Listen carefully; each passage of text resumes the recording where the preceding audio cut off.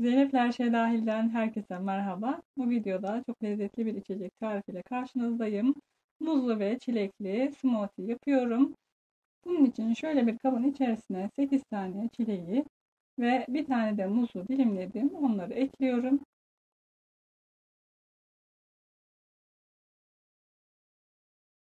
Daha sonra içerisine 1,5 su bardağı kadar süt ekliyorum.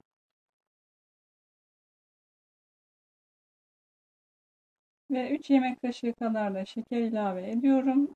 Dilerseniz şeker katmayabilirsiniz. 2 yemek kaşığı kadar da yoğurt ekliyorum. Ve pürüzsüz olana kadar bu şekilde blenderdan geçiriyorum. Eğer sıcak bir havada yapıyorsanız içerisine 4-5 tane de buz katabilirsiniz.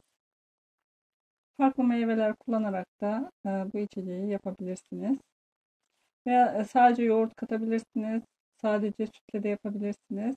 Veya ben ikisini de kattım. O şekilde de yapabilirsiniz. Evet, gördüğünüz gibi çok kolay bir şekilde hazırladık. Şöyle de bardağın içerisine döküyorum.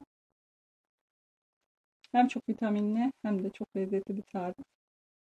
Mutlaka deneyin derim. Kıvamını size daha yakından gösterebilmek için şöyle kaşıkla kıvamını size gösteriyorum. Şöyle akışkan bir kıvamı var.